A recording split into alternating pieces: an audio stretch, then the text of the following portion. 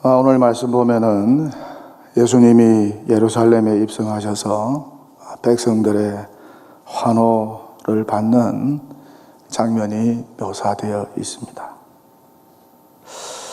예루살렘의 마지막 방문이셨어요.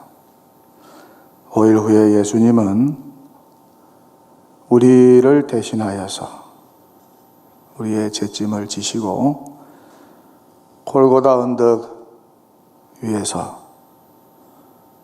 십자가에 못 박혀 돌아가십니다. 그렇게 십자가에서 자기 백성의 모든 죄를 대신 짊어지시고 인류 구원을 위한 대속의 제물이 되어서 하나님의 어린 양이 되어서 우리 대신 저와 여러분이 십자가에서 죄로 인하여 하나님의 저주와 진노를 받아야 되는데 어린 양 대신 죄 없으신 예수님께서 십자가에서 죽어 주셨습니다. 그러니 백성들의 이 환호 소리가 예수님 마음에 제대로 들려왔을까요? 호산나 다윗의 자손이여, 호산나 다윗의 자손이여 라면서 예수님을 메시아로 환호했던 그 백성들은 어떻습니까? 5일 후에 빌라도 법정에서 예수님을 십자가에 못 박아 죽이라고 했습니다. 나귀 새끼를 타고 예루살렘 가까운 동네인 베다니로 입성하신 예수님을 백성들은 자신의 겉옷을 벗어서 길에 깔아드리고 또 벤 나뭇가지를 길에 깔면서 예수님을 메시아로 환호했습니다. 하지만 그들은 5일 후에 예수님을 십자가에 못 박아 죽이라고 소리를 쳤습니다. 그들 무리들 가운데 섞여 있었어요. 여러분, 사람을 믿을 수 있나요? 특히 군중들의 환호, 그 환호를 믿을 수 있나요? 믿을 수 있으면 얼마나 좋을까요? 하지만 적어도 오늘 이 본문 말씀 속에 등장하는 백성들은 믿을 수가 없어요. 왜요? 5일 후에 그들은 180도로 변했기 때문입니다. 그래서 어떤 분은 이런 글을 씁니다. 어떤 친구는 적으로 변하여 너와 싸우며 너의 약점을 공개한다. 또 어떤 친구는 너의 식탁에는 잘 와서 앉으나 네가 불행해지면 너를 버린다. 네가 잘 살 때는 네 집을 자기 집처럼 여긴다. 네 하인들마저 마음대로 부린다. 하지만 네가 망하면 등을 돌려 자취를 감춰버린다. 언제 잔잔한 갈릴리 호수에 광풍이 불어올지 모르는 것처럼 사람의 마음도 마찬가지예요. 언제 변할지 몰라요.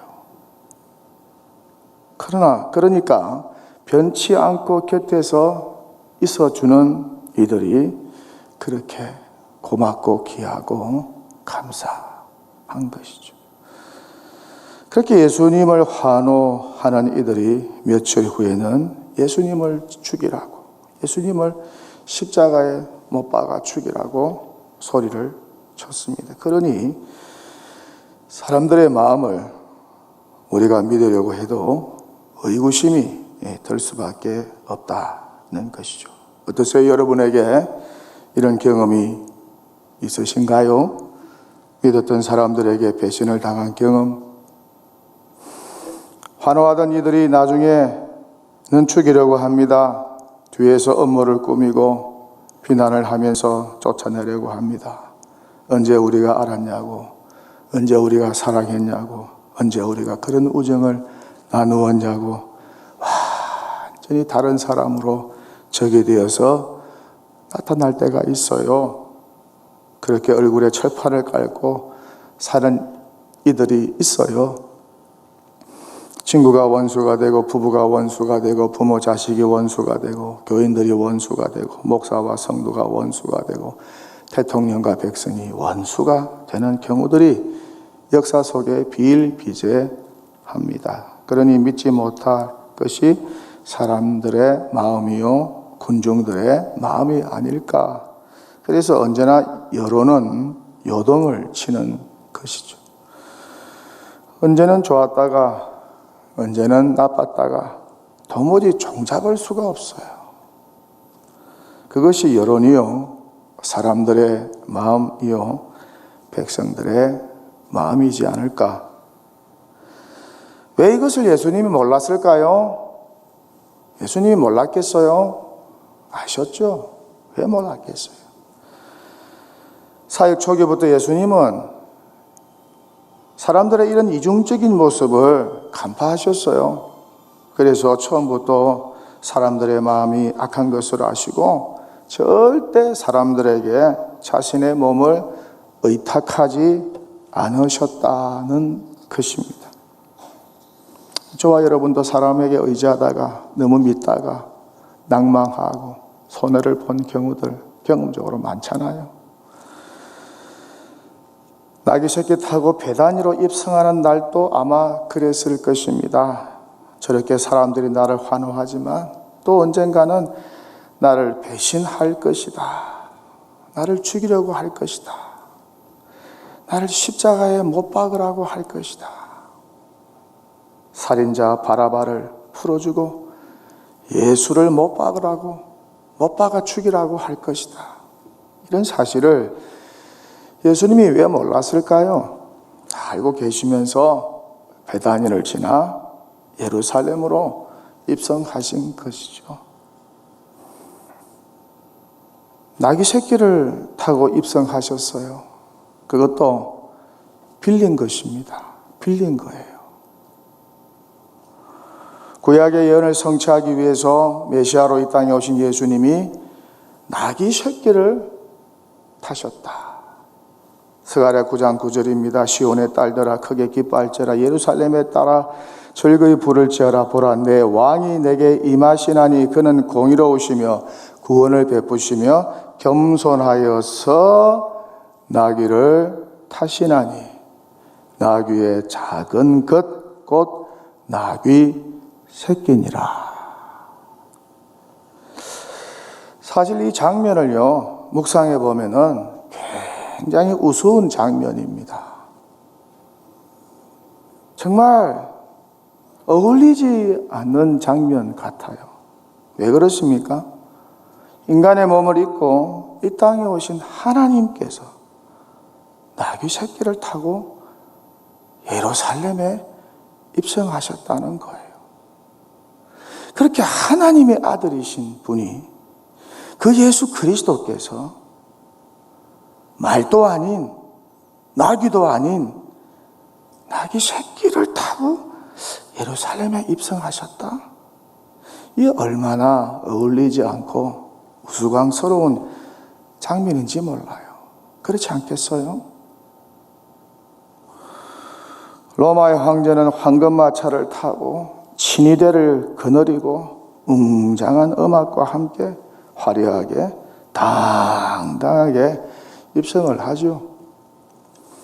미국의 전직 대통령 버락 오바마가 2013년 일주일 일정으로 세네갈 등 저 아프리카 3개국을 방문했을 때 든 비용이 무려 1억 달러에 달했다고 합니다. 1억 달러.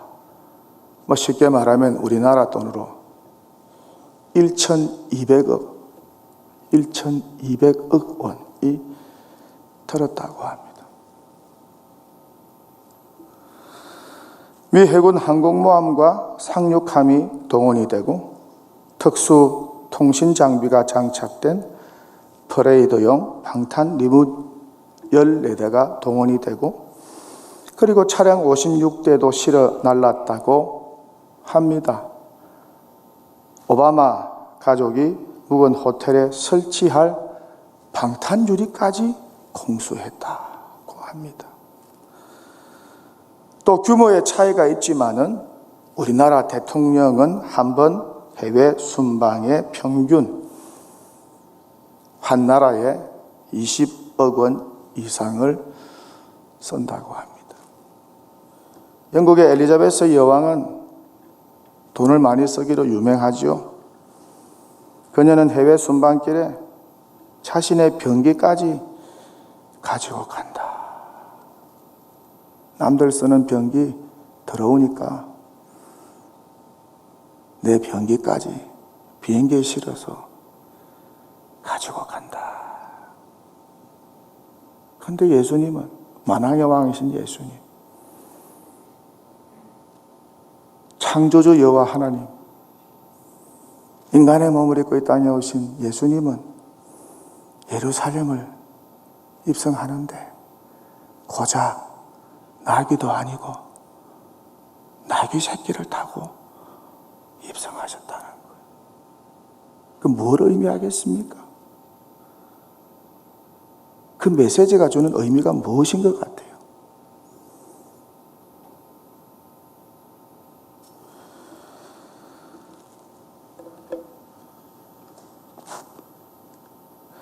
그 예수님을 향하여 얼마나 많은 백성들이 환호를 했는지 모르겠지만은 그 작은 마을 베다니에서 백성들의 환호를 예수님이 받기는 받았습니다. 그러나 교황이 환호를 받는 모습과 비교해 보세요. 여러분, 교황청에 있는 교황이 전 세계를 일주할 때 사람들에게 받는 환호와 비교를 해보세요. 얼마나 초라한지 몰라요. 예수님의 모습과 비교해 보면. 그런데 로마 총독 빌라도도 오지 않았고, 유대의 귀족들도, 대제사장들도, 고관 대작들도 한 사람도 예수님을 환영하기 위해서 오지 않았어요. 그저 마을 사람들, 평소에 예수님을 알고 그분을 통해서 기적을 체험하고 은혜를 받았던 무리들이 나귀 새끼를 타고 입성하시는 예수님을 환호한 것뿐입니다. 그 이상 그 이하도 아니에요. 어떻게 보면 아주 초라하기, 짝이 없는 관계입니다. 그렇지 않아요? 많은 사람이 예수님을 환호했다고 성경은 기록하고 있지만은 많아보았자 얼마나 많았을까요? 성경을 잘 들여다보면 그렇게 많은 군중이 나와서 예수님을 환호한 것 같지는 않습니다. 베다니는 예루살렘에서 3km 정도 떨어진 곳입니다. 감람산 기슭에 자리 잡은 작은 마을이에요. 주명의 뜻은 고난의 집, 가난한 집이란 뜻입니다. 그러니 그렇게 베다니에는요, 가난하고 고난받는 이들이 모여 살았던 작은 마을이었다는 거예요. 그러니 많은 사람들이 모였다고 해보았자 얼마나 모여서 예수님을 환영했을까요? 그렇게 빌린 나귀 새끼를 타고 예수님은 베다니를 지나서 예루살렘에 이르러 성전으로 들어가십니다. 그리고 이곳을 한번 쭉 둘러보시고, 저도 성전을 방문한 적이 있어요. 우리 순례단과 같이 한번 쭉 둘러보시고 나서 해가 저물자 제자들과 함께 다시 베다니 마을로 돌아오셨어요. 그리고 이튿날 베다니에서 이제 다시 예루살렘으로 입성하십니다. 입성하러 가는 중에 열매 맺지 못한 무화과 나무를 보시고 임만무성한 그 무화과나무를 저주하시죠. 생명 없는 종교인 유대교를 향하여 일침을 가한 것입니다. 임만무성한 유대교의 치부를 드러내셨어요. 생명은 없고 껍데기와 형식뿐인, 가식뿐인 유대교의 허물어진 종교성을 완전하게 드러내버렸습니다. 그리고 예수님은 성전으로 들어가십니다. 들어가서 성전 청결 작업을 하시죠. 성전이 원래 깨끗하지 않습니까? 근데 그 당시에는 성전이 너무 더러워졌어요. 너무 상업화 되었어요. 너무 인본주의화 되었어요. 성전을 강도의 소굴로 만든 대제사장들과 서기관들을 예수님께서 강하게 질책하십니다. 아주 무섭게 질책하세요. 성전 안에서 매매하는 자들을 내쫓고, 여러분 성전 안에서 장사하면 되나요? 근데 성전 안에서 그 당시에 하나님 믿는다고 하는 사람들이, 지도자들이, 성도들이 모여서 장사를 했어요. 장사를. 그런 사람을 예수님이 다 내쫓고 환전상들 상을 뒤엎어버리고 비둘기 파는 자의 의자들을 둘러 엎어버렸어요. 정말 폭풍이 휘몰아쳤어요. 한번 여러분 상상해 보세요. 늘 예수님이 사랑의 주님이라고 생각하시는데 이 예수님의 공의로운, 예수님의 이 의로운 분노로 가득 찬 예수님, 잘못된 것을 확 썰어버리는 그 예수님의 모습을 여러분 한번 상상해 보세요. 그렇게 예수님이 의로운 분이세요. 그리고 아무도 물건을 가지고 성전 안으로 지나가지 못하도록 막으셨어요. 그러면서 하시는 말씀이 내 집은 만민이 기도하는 집이라 칭함을 받으리라. 그런데 너희는 강도의 소굴로 만들었도다. 하시면서 대제사장들과 서기관들을 책망하십니다. 기도하는 하나님의 집인 거룩한 성전을 그들이 강도의 소굴로, 장사하는 곳으로 타락시킨 저들의 비리를 다 들추어내시고 그들의 죄악을 책망하셨습니다. 그렇게 직격탄을 날렸어요. 직격탄을 날렸어요. 정말 아무나 이런 일을 할 수가 없죠. 아무나 이런 일을 할 수가 없어요.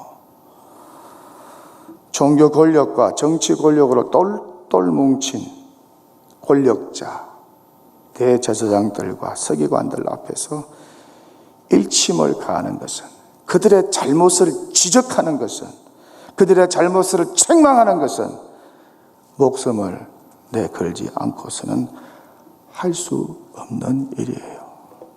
그래서 사람들이 바른 말 잘 하려고 하지 않아요. 왜요? 적이 많이 생기니까. 잘못하다가 죽을 수도 있으니까. 묻고 가는 거예요. 묻어버리는 거예요. 알고도 모르는 척 하는 거예요. 왜? 죽을 수도 있으니까. 권력자에 의해서. 그런 일들이 역사 속에 얼마나 많이 일어났습니까? 결국 이 일로 예수님은 이들의 미움을 사게 되고 이들은 이날부터 예수님을 죽일 방도를 모색하게 되었다는 거예요. 저 바른 말하는 예수를 죽여버리자. 세상은 바른 말 하는 거 싫어합니다. 바른 말, 의로운 말, 정직한 말, 진실을 규명하는 것을 세상은 싫어합니다. 그러나 그리스도인들은 해야 돼요. 진실을 밝혀내야 돼요. 진실을 밝혀내야 돼요. 그리고 체포되기 전에 제자들에게 누구보다 서기관들과 바리새인들의 외식을 삼가하라고 가르쳤습니다. 저들은 긴 옷을 입고 다니는 것을 좋아한다. 저들은 시장에서 문안받는 것을 좋아한다. 저들은 회당의 높은 자리와 잔치의 윗자리를 좋아한다. 저들은 누구보다 과부의 재산을 삼키는 것을 좋아한다. 저들은 무엇보다 돈을 너무 좋아한다. 저들은 외식으로 길게 기도하기를 좋아한다. 그렇게 서기관들과 바리새인들의 위선을 꼬집고 책망하십니다. 그러면서 제자들에게 이들의 가식과 위선과 교만을 절대 본받지 말라고 가르쳤습니다. 그리고 며칠 후에 예수님은 체포가 되십니다. 제자 가룟 유다의 배신으로 예수님이 체포가 되죠. 돈에 넋이 나간 유다는 스승인 예수님을 은 30냥에 팔아넘겼어요. 은 300, 은 3천도 아니고 고작 노예 한 사람의 가치인 은 30냥, 그렇게 헐값에 예수님을 팔아넘겼어요. 이 사실도 예수님이 몰랐을까요? 다 아셨어요. 이에 그에게 예수님은 회개할 기회를 주었지만은 유다는 회개하지 않았습니다. 결국 자신이 행동에 죄책감을 느낀 유다는 자살을 하게 되죠. 인간의 위선과 거짓이 또한 그의 사악함이 만천하에 공개가 되었어요. 여러분, 숨긴다고 숨겨지는 것이 아니죠. 음모와 거짓은 다 드러나게 되어 있어요. 때가 되면 다 드러납니다. 시간의 문제죠. 조금 늦는다는 것뿐이죠. 다 드러나게 되어 있어요. 그것도 모르고 사람들은 죄를 짓죠. 눈앞에 있는 부귀영화 때문에, 탐욕 때문에. 자기가 죄 짓는 것은 들키지 않을 것이라는 확신 가운데서 그렇게 음모를 꾸미고 거짓을 꾸미고 죄를 짓습니다. 위장을 합니다. 세탁을 하죠. 그러니 예수님의 심정이 편할 리가 있겠습니까? 편할 리가 없어요. 예루살렘 입성부터 체포될 때까지 주님의 심정은 정말 고통스러웠다. 정말 예수님의 심기가 불편했다는 거예요. 나귀 새끼를 탄 자신을 환호한 백성들의 소리도 그렇게 달갑지 않았어요. 변심할 백성들의 모습이 보이니까 또 함께 유월절 식탁을 나누면서 자신을 팔게 될 유다의 모습도 보이니까 정말 돈에 미쳐버린 유다와 함께 식탁을 나눈다는 것 자체가 예수님에게는 고통이 아니었을까. 물론 예수님께서 표시는 내지 않으셨죠. 예수님 그 식탁에서 소화가 되었을까요? 밥상 앞에 다른 유다가 앉아 있는데. 이 유다가 어떤 일을 저질렀습니까? 6월절 이틀 전에 베다니에 있을 때에 나병 환자 시몬의 집에서 식사를 하고 있을 때 어느 여인이 매우 값진 향을 가지고 와서 그 옥합을 깨뜨리고 예수님의 머리에 부었습니다. 그러자 주변에 많은 사람들이 아깝다고, 너무 아깝다고 다들 화를 냈어요. 저 귀한 것을 어떻게 저렇게 허비하냐고 하면서 다들 불편해하고 화를 냈어요. 그 중에 유다도 있었어요. 유다는 한술 더 떠서 이 향유가 300데나리온, 지금으로 말하면 한 데나리온이 한 사람 하루 노동의 가치니까 300일 일한 가치입니다. 그러니까 요즘에 한 사람 이 하루에 10만 원을 번다고 생각하고 300일 일한 가치예요. 한 3천만 원이 될까요? 그 정도 비싼 것이 된다고 하면서 차라리 이것을 팔아서 가난한 자들에게 나누어 주지 왜 이렇게 예수님의 머리에 부어서 허비하냐고 그렇게 소리를 쳐댔어요. 가난한 자를 아주 사랑하는 척 했죠. 근데 실상은 자기가 이 돈을 착복하기 위함이었어요. 자기 호주머니에 넣지 못할까 봐 안달이 나서 여인이 예수님의 머리에 부은 향유가 너무 아깝다면서 그렇게 가룟 유다가 호들갑을 떨었어요. 정말 예수님의 심정이 어떠했을까? 그런 그 모습을 보고 있는 그 예수님의 심정이 여러분 어떠했을까요? 예? 뭐라고 이걸 표현해야 될까요? 가식덩어리 아니 가식덩어리. 그다고 쏘가고 완전하게 위선덩어리 아닙니까?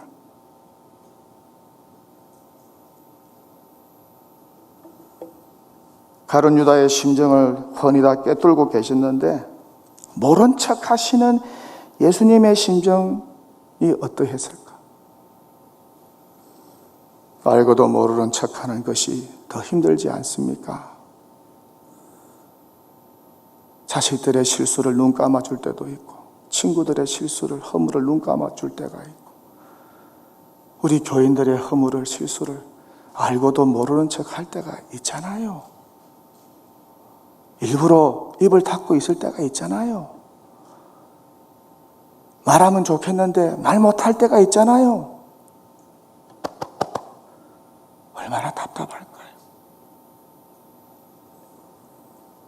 결국 예수님이 이에 대해서 한 말씀 하시죠. 이 향유는 내 장례 준비 위하는 것이다. 내 장례를 준비하기 위한 것이다. 그렇게 말씀을 하십니다. 그런데 아무도 이 말이 무슨 말인지 못 알아들어요. 언제 깨닫게 되나요? 예수님 십자가에 죽으시고 부활한 이후에야 제자들이 이 말씀이 무슨 말씀인지 이해하게 되고 깨닫게 되었어요. 여러분에게 말씀드리려고 하는 것은 딴 게 아닙니다. 예수님의 심정이 너무 아팠을 것 같다는 것입니다. 누구 하나 예수님의 마음을 시원하게 편안하게 해드린 사람이 없었다는 거예요. 고일 후면은 십자가에서 죽으실 예수님인데 누구 하나 예수님의 마음을 이해하고 알고 예수님의 마음을 편안하게 해드린 제자들이 한 사람도 없었다. 그것이 슬프다는 거예요. 그들은 마지막까지 자리 다툼을 했습니다. 권력 다툼을 했습니다. 베드로는 예수님을 절대 부인하지 않을 것이라고 큰 소리를 쳤고 가룟 유다는 아주 고상하고 착한 척했습니다.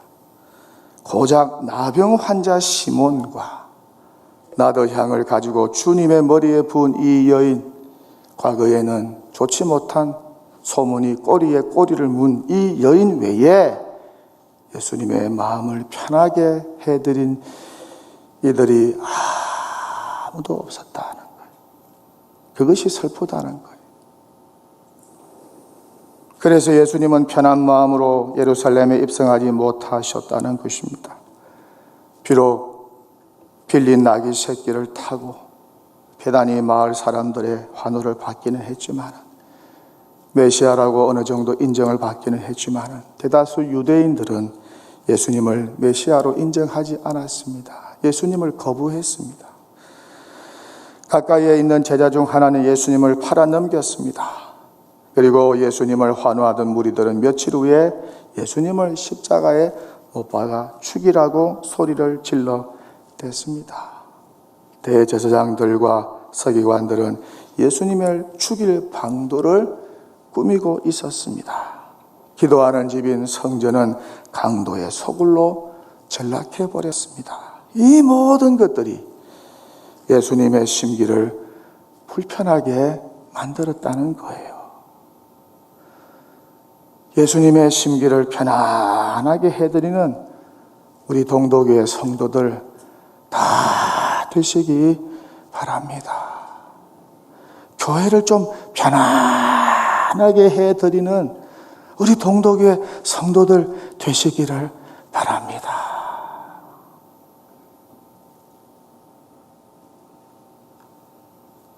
오늘 종료주일입니다. 설교 후에 장과 떡을 받습니다. 나귀 새끼를 타고 예루살렘에 입성하신 그리고 얼마 후에 십자가에 매달려 죽게 되실 예수님을 기념하고 묵상하는 주일입니다. 떡과 잔을 받을 때에 혹 예수님의 심기를 불편하게 한 것이 나에게는 없는지, 교회를 시끄럽게 하고 교회를 소란스럽게 하고 교회를 불편하게 한 그것은 나에게 없는지. 교회는 주님의 몸이잖아요. 혹 내가 낙이 새끼 되어 예수님을 태우고 가야 하는데, 예수님이 가자고 하는 대로 가야 하는데, 반대로 예수님께 나를 태우고 예수님을 끌고 다니지 않았는지, 이리로 갑시다, 저리로 갑시다, 그렇게 한 적은 없는지. 우리의 교만과 제약이 드러나는 시간이 되기를 바라고, 성찬을 받는 동안에 그 교만과 무지와 죄악이 치유받는 그런 성찬 예식이 되었으면 얼마나 좋을까, 그런 기대를 가져봅니다.